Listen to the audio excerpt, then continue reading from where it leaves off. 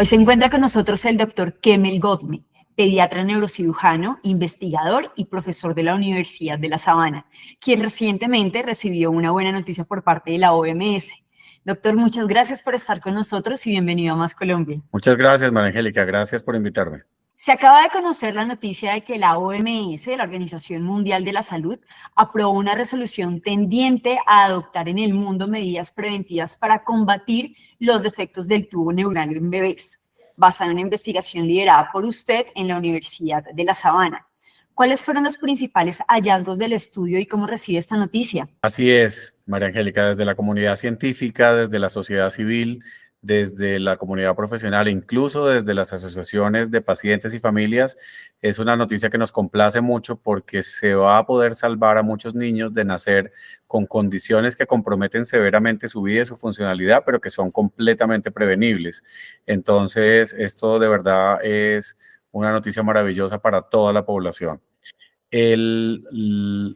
Desde hace décadas se sabe que varias malformaciones congénitas, como los defectos del tubo neural, entiéndase la espina bífida, en la que hay un defecto en la formación de la columna, la anencefalia, en la que hay un defecto en la formación del cerebro, y otras, pero también las malformaciones cardíacas, el labio y paladar hendido, y otras condiciones no congénitas, como algunos tipos de anemia, son prevenibles. La ciencia, de forma muy robusta, muestra cómo el efecto de los micronutrientes, como por ejemplo la vitamina B9, también conocida como ácido fólico, puede prevenir más del 80% de estos casos.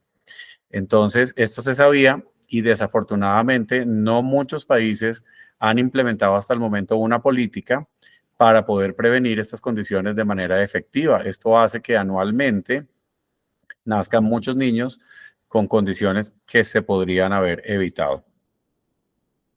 Lo que llevó la investigación fue a buscar las maneras más efectivas de poder transferir este conocimiento que la evidencia científica nos muestra a las personas que deben tomar las decisiones. Entonces, mi tesis doctoral diseñó una herramienta para hacer más efectiva esta transferencia del conocimiento. Eso se hizo a nivel Latinoamérica, pero por supuesto teníamos que iniciar con nuestro propio país, con Colombia.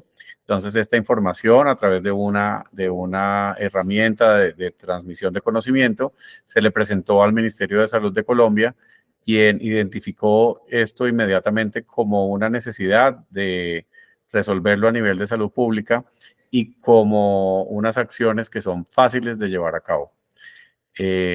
Para prevenir los defectos del tubo neural hay varias formas que son complementarias, no son excluyentes. La primera es una dieta diversificada, rica en micronutrientes, incluyendo el ácido fólico. La segunda es la suplementación con ácido fólico, que es que las mujeres que piensan en cargar bebé empiecen a tomar un suplemento desde 3 meses antes de empezar a encargar.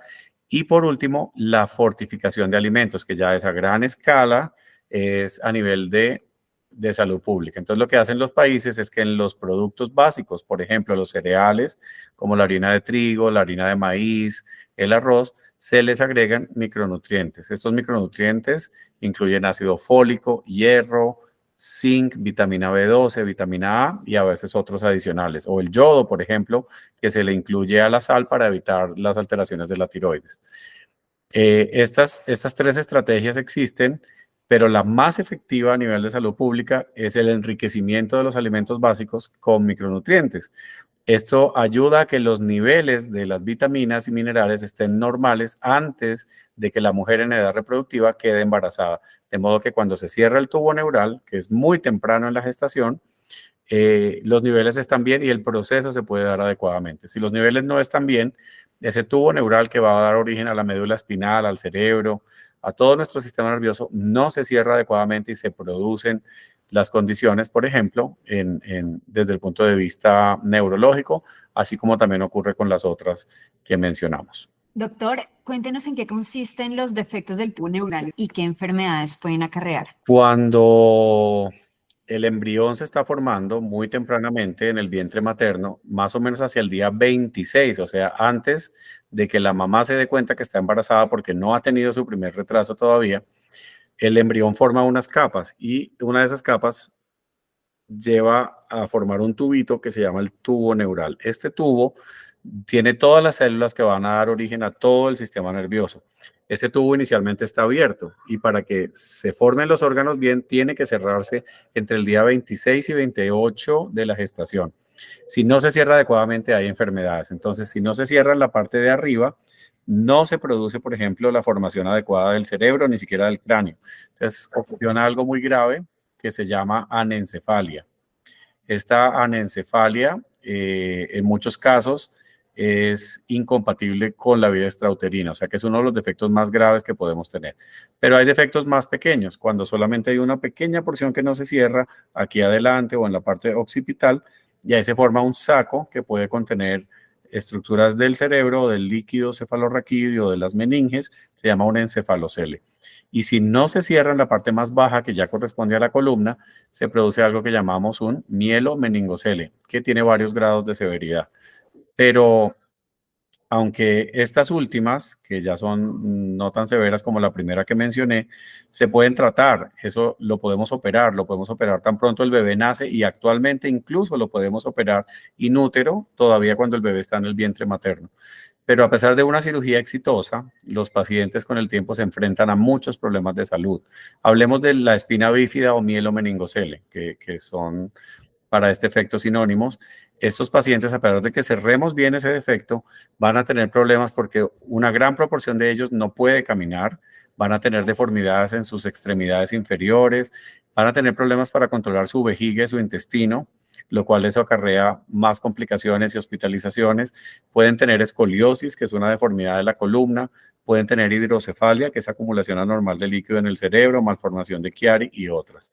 También pueden tener problemas psicosociales, como problemas emocionales, dependencia de los demás, pobre acceso a una educación de calidad, pobre acceso a trabajos que sean fructíferos para ellos, problemas en la vida de relación, porque pues, son personas que van a tener discapacidad a largo plazo. Tienen que operarse muchas veces en la vida, se hospitalizan muchas veces. Entonces, como neurocirujanos, vemos lo que estos pacientes tienen que enfrentar a lo largo de toda la vida. Lo cual, a pesar de tratamientos exitosos, de una cirugía perfectamente impecable, van a seguir enfrentando algunos de estos problemas. La buena noticia es que esto es prevenible en la mayoría de los casos. La noticia que no había sido tan buena hasta ahora es que solamente estamos previniendo actualmente cerca de un cuarto de los que podríamos prevenir. Con la nueva resolución que promulga la Organización Mundial de la Salud, alienta a los países a que generen unas políticas actualizadas, mucho más efectivas para fortificar los alimentos con micronutrientes y prevenir más del 80% de estos casos. Es decir, que se pueden salvar cerca de 300,000 niños al año en el mundo de nacer con una de estas condiciones que puede generarle problemas a largo plazo. Y por esa línea, actualmente, ¿cuántos bebés se ven afectados cada año y en qué países hay mayor prevalencia de estas enfermedades? En el mundo, 3 de cada 1.000 bebés pueden nacer con un defecto del tubo neural, por poner solo ese ejemplo, aunque también ya vimos que había otras malformaciones. En Colombia, la prevalencia es más o menos de 11 de cada 10.000. Más o menos un bebé de cada 1.000 nacidos vivos puede tener una alteración del tubo neural. Pero hay países que tienen una prevalencia muy alta. En nuestro continente, posiblemente Guatemala, Haití, Perú, Brasil y Venezuela se encuentran en los que tienen mayor prevalencia. Y en el mundo hay otros países en los que esto es realmente epidémico. En Etiopía, por ejemplo, un país de 120 millones aproximadamente, nacen 40,000 casos al año, de los cuales más de la mitad se muere rápidamente y la otra mitad presenta complicaciones graves porque su sistema de salud no da abasto para atender todos los casos.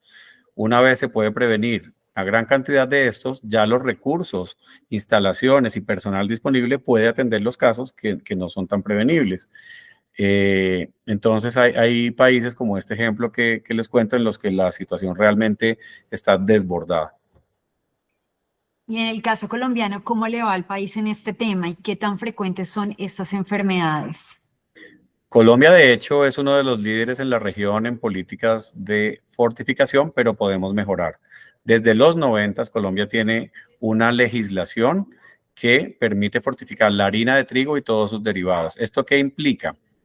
que tanto los productores de la industria molinera local como los importadores que quieran traer productos al país deben cumplir con la ley, y esa ley obliga a que tengamos unas cantidades de micronutrientes en esos productos que surgen de la harina de trigo. Y estos micronutrientes incluyen el ácido fólico en las cantidades recomendadas internacionalmente. Entonces, desde los 90, Colombia ha disminuido mucho su prevalencia de defectos del tubo neural, pero todavía podemos disminuirla incluso más a la mitad. ¿Por qué, María Angélica? Porque hay comunidades vulnerables, hablemos de comunidades del Chocó, La Guajira, Guainía, Baupés, en los que su dieta no incluye estos productos enriquecidos de harina de trigo. Ellos no van a comer, digamos, ciertos tipos de panes, pasta, croissant, masa de pizza, que son los que vienen enriquecidos. ¿Qué se consume en estas comunidades? Productos derivados del maíz como la arepa, se consumen productos, por ejemplo, como el arroz. En Colombia somos grandes consumidores de arroz, incluso casi a la par que todo lo que se provenga de la harina de trigo. Se consumen yuca, plátano y otros productos de nuestra diversidad gastronómica, que es bastante rica. Entonces, esas poblaciones vulnerables no se están beneficiando del enriquecimiento de la harina de trigo porque no es lo que más consumen, y esto es lo que muestra la encuesta de salud nutricional que adelanta el Estado colombiano aproximadamente cada 5 años. Entonces, ahí es donde tenemos una oportunidad de mejorar. Entonces, atendiendo a este intercambio de conocimiento científico que se hizo con el ministerio actualmente está en una propuesta de resolución para actualizar la legislación propia y aumentar la cobertura de esta política, enriqueciendo al menos esos otros 2 cereales básicos que son los productos de maíz y de arroz. Adicionalmente, siendo Colombia miembro del Comité Ejecutivo de la Organización Mundial de la Salud, Colombia sacó esto del ámbito nacional y el Estado colombiano hizo una propuesta para que la Organización Mundial de la Salud promulgara una resolución para que todos los países implementen políticas similares. Los que ya tienen políticas existentes, para que las actualicen y optimicen, para que alcancen una mayor población, sobre todo pensando en esos grupos vulnerables, pero los que no la tienen, que lo implementen de una vez. Te cuento algunos datos.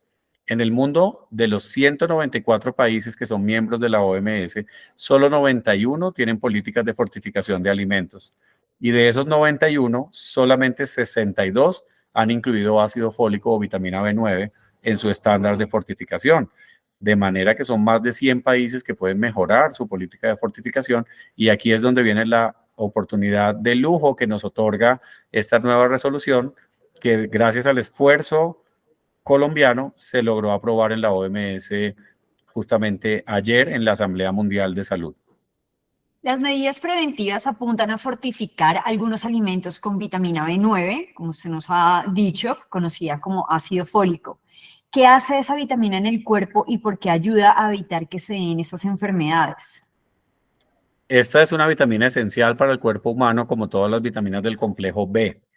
Esta vitamina está presente en ciertos procesos de las células para que cuando se den a nivel de la célula, cuando se den diferentes reacciones bioquímicas que tienen que ocurrir, incluyendo reacciones enzimáticas, terminando en la síntesis de proteínas, para decirlo en términos más sencillos, para que muchos procesos de las células se den adecuadamente, el ácido fólico tiene que estar presente en esas reacciones bioquímicas de las células. Si no está, las reacciones no se van a dar adecuadamente.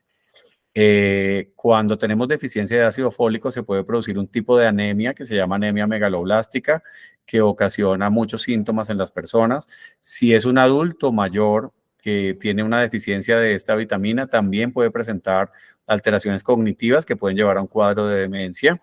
Y cuando no está presente en las mujeres en edad reproductiva, se presentan malformaciones congénitas en sus bebés. Esta no es la primera vez que el mundo opta por enriquecer los alimentos, como el caso del yodo en la sal, como lo hablamos hace poco. Cuéntenos cómo ha sido ese camino en la medicina para lograr varios cambios en la salud pública con medidas para enriquecer los alimentos. El ejemplo de agregar yodo a alimentos básicos como la sal, entonces todas las personas debemos consumir una sal que sea yodada, evita una enfermedad muy seria que es el bocio o un crecimiento excesivo de la glándula tiroides en el cuello, pero que además lleva a hipotiroidismo, que es la falta de hormona tiroidea. La hormona tiroidea es necesaria para que todas las células tengan un metabolismo normal. Sin embargo, cuando hay deficiencia de yodo, esto no se produce adecuadamente y se genera esta enfermedad. Desde hace muchas décadas, la mayoría de países, cerca de 91 países, como mencioné previamente, ya incluyen un estándar de fortificación de la sal con yodo. Entonces, lo que ocurre aquí normalmente es que la evidencia científica muestra unos resultados que pueden impactar la salud, pero de ahí a que se adopte la política hay una brecha. Y eso es lo que hacemos los científicos translacionales, es generar mecanismos para cerrar esa brecha entre lo que se sabe y lo que se hace. Para generar una política de salud no es suficiente solamente con tener la evidencia en los artículos científicos. Las personas que toman las decisiones tienen que tener esa información de una manera accesible, digerible, que les permita tomar decisiones con ellas. Entonces, los científicos translacionales, entre otras funciones de investigación, lo que hacemos es encontrar los mecanismos para intercambiar ese conocimiento con las personas que toman las decisiones para que puedan implementar acciones. En este caso, las deficiencias de micronutrientes son un problema de salud pública. De hecho, se conoce como el hambre oculta, porque cuando hablamos de macronutrientes, que hablamos de los carbohidratos, proteínas, lípidos, la fibra, etcétera. Esto es lo que está afectado cuando hay desnutrición. Las personas podrían no tener un déficit de macronutrientes, pero sí de micronutrientes, y por eso se llama como el hambre oculta. Entonces, la prevención, la capacidad de tomar acciones para corregir esta hambre oculta que ya existe entre muchas personas en el mundo, es algo que se puede basar en la ciencia, pero que requiere además que haya la intervención de muchos actores. Entonces aquí es cuando entra la comunidad científica, la sociedad civil, los pacientes y sus familias. Aquí es donde también incluso los medios de comunicación tienen un papel.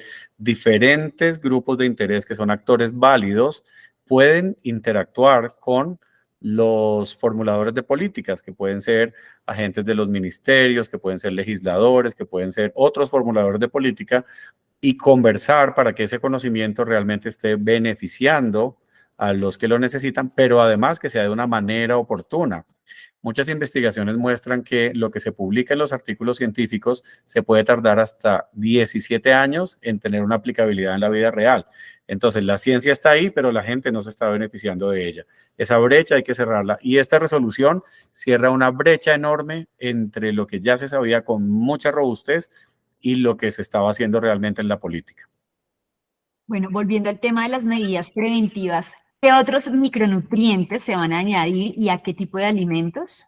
Una cosa muy destacable de la nueva resolución que promueve la Organización Mundial de la Salud para que los países implementen es que esto se haga de acuerdo a las necesidades de cada país, pero también de acuerdo a su contexto cultural, a sus posibilidades gastronómicas y a las condiciones también socioeconómicas. Entonces, cada país, de acuerdo con su encuesta nutricional periódica, debe identificar cuáles son los alimentos que más se consumen en la población. También debe identificar cuáles de esos alimentos son vehículos apropiados para enriquecerlos con micronutrientes y también cuáles van a ser los estándares con los que lo van a fortificar. Y recordando que esto no es excluyente con que se siga promoviendo una dieta balanceada y un suplemento de ácido fólico y de otros micronutrientes que se tome cuando se está pensando en cargar bebé. Entonces eso va a ser de acuerdo con el contexto, pero en términos generales te puedo decir que los cereales básicos son perfectos para el enriquecimiento con vitaminas y minerales. Entonces esto para muchos países va a ser la harina de trigo, la harina de maíz y sus derivados y el arroz y sus derivados. Para otros países, puedo contar algunos países de África que no consumen tanto estos productos, sino que tienen sus propios granos.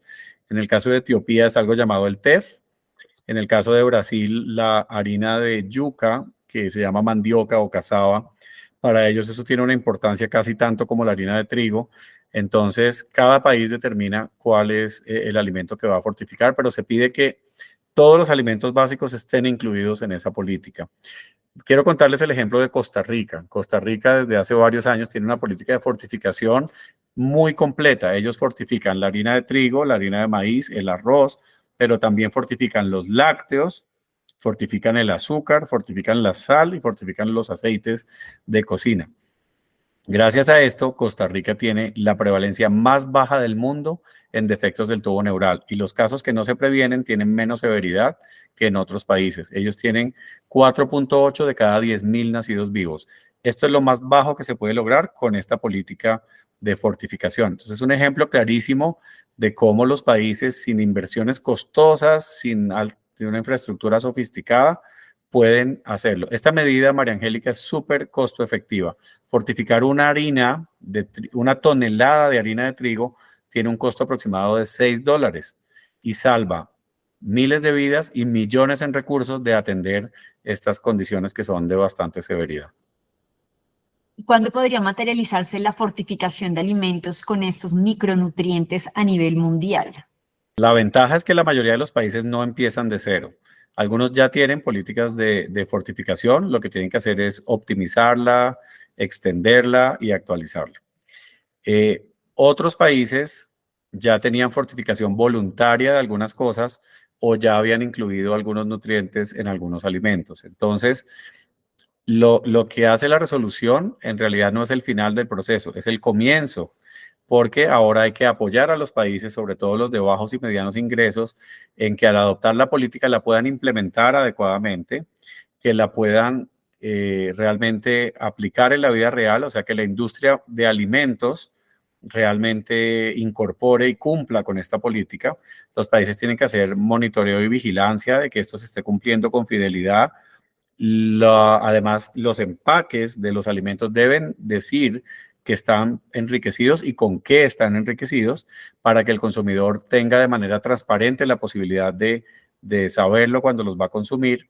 Y los profesionales de la salud y la comunidad en general, seguir hablando de la importancia de prevenir esto y de los beneficios que tienen los alimentos enriquecidos con vitaminas y minerales para su salud, para su nutrición y para la sociedad en general.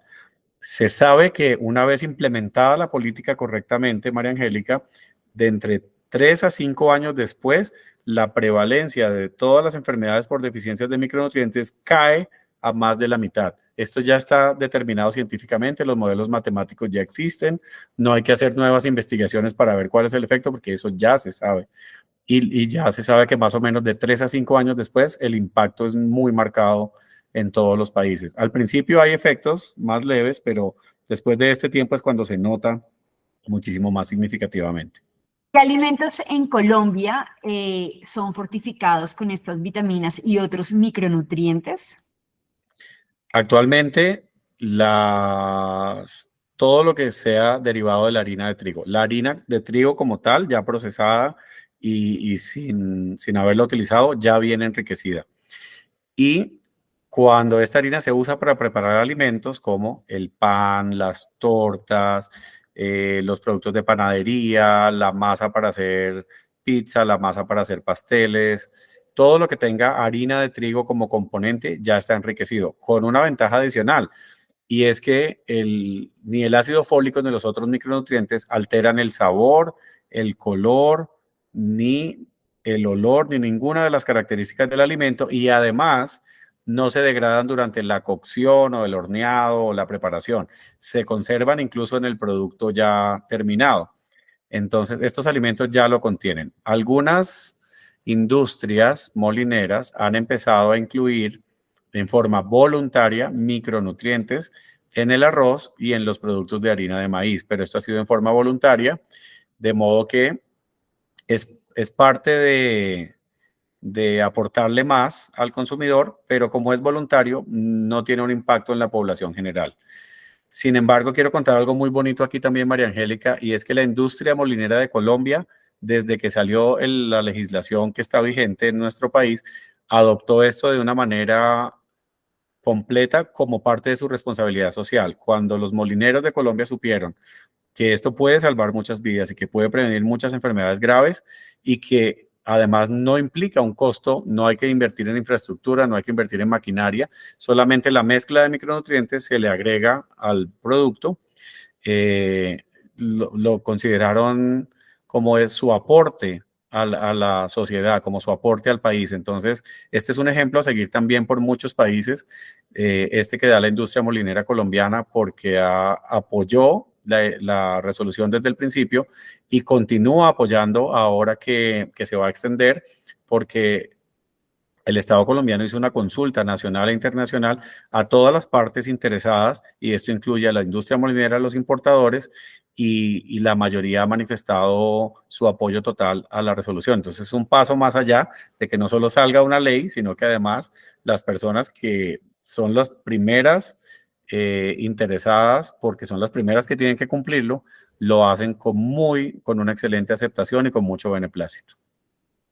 En la actualidad, ¿hay algún proyecto en Colombia para enriquecer los alimentos con micronutrientes? En efecto, sí. Colombia ya tiene una legislación en la que se fortifican muchos alimentos, incluidos los de trigo, como mencionamos previamente, pero hay un proyecto de resolución que ya está bastante avanzado en el Ministerio de Salud, en el que se va a extender la política para fortificar otros alimentos básicos. Eso va a incluir la harina de maíz y todos los productos que surjan de ahí. En nuestra gastronomía es muy común, por ejemplo, la arepa, los buñuelos, muchos, los envueltos, que son todos hechos con harina de maíz, van a estar enriquecidos.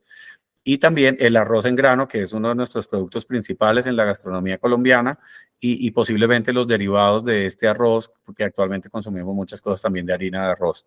Entonces, sí hay un proyecto. Esto no termina ahí, porque hay poblaciones vulnerables en las que hay que trabajar otro tipo de alimentos. Hay que seguir educando sobre qué es una dieta balanceada y qué alimentos constituyen una excelente opción para estos micronutrientes y hay que seguir trabajando desde una consulta preconcepcional en la importancia de ir a una cita médica, en la importancia de hacer un control prenatal adecuado, en la importancia de que esto se conozca por toda la población. Esos son otros proyectos que van simultáneos, paralelos a estas políticas de fortificación. Finalmente, y como neurocirujano pediatra e investigador, ¿qué mensaje le gustaría transmitirles a las madres gestantes de Colombia y el mundo? Quiero contarles que está en sus manos también tener un curso sano y normal del embarazo y también hacer que sus bebés puedan nacer sin ninguna de estas alteraciones. Tengan una dieta balanceada. Una dieta balanceada incluye alimentos de todos los grupos alimentarios y también incluye la posibilidad de que tengan ácido fólico en esos alimentos. ¿Dónde lo encuentran? Lo encuentran en el jugo de naranja, en las proteínas de origen animal, en las leguminosas, en los espárragos, el brócoli, el huevo. Son alimentos muy ricos en ácido fólico y otra cantidad de macro y micronutrientes. Adicionalmente, que no esperen hasta que ya esté confirmado el embarazo para generar unos hábitos saludables. Una consulta preconcepcional ayuda a evaluar el estado de la madre, ayuda también a que la pareja, tanto el padre como la madre, empiecen a tomar micronutrientes como el ácido fólico desde antes de encargar, porque cuando los empezamos a tomar, después de ya confirmado el embarazo, podría ser un poquito tarde. Estos niveles de micronutrientes tienen que estar bien antes de encargar bebé. Entonces, lo puede tomar también el papá, no solamente la mamá. Los dos pueden tomarlo para tener unos niveles normales de ácido fólico o del micronutriente que se considere antes de empezar a encargar bebé. Y por último, que vayan a un control prenatal desde el momento que ya se confirma el embarazo hasta el final. Con el nacimiento del bebé, ese control prenatal nos permite detectar muchas cosas y a los especialistas en neurocirugía nos permite plantear alternativas de tratamiento en caso de que alguna de estas condiciones no se haya podido prevenir, cómo tratarla oportunamente y con el mejor desenlace posible, tanto para la mamá como para el bebé. La mayoría de las condiciones las podemos tratar in útero, las podemos tratar después de nacer y que trabajemos en la prevención, María Angélica, no implica que disminuyamos el cuidado a las personas que ya viven con estas condiciones. Todo lo contrario, ellos nos inspiran a buscar mejores soluciones y a continuar investigando en cómo proporcionarles un mejor tratamiento. Y nos permite reorientar ahora esfuerzos para que las condiciones que no son tan prevenibles o los casos que no se pueden prevenir, porque como dije, podemos prevenir el 80%, pero hay un 20% que todavía no podemos prevenir. Los tenemos que seguir atendiendo con rigor científico, con calidad, con una atención centrada a la persona y de una manera humana. Estas personas tienen derecho a seguir recibiendo la mejor calidad de cuidado que se pueda, de acuerdo con el estado del arte actual, así que seguiremos trabajando por ellos también. Doctor Godme, muchas gracias por la explicación y pues siempre bienvenido en Más Colombia. Encantado, muchas gracias por invitarme y un saludo a toda la audiencia que va a escuchar esta entrevista y esperamos que esto nos permita que muchos bebés puedan nacer con unas condiciones de salud y de vida muy óptimas y muy satisfactorias para ellos porque van a poder contar con todas sus potencialidades. Gracias.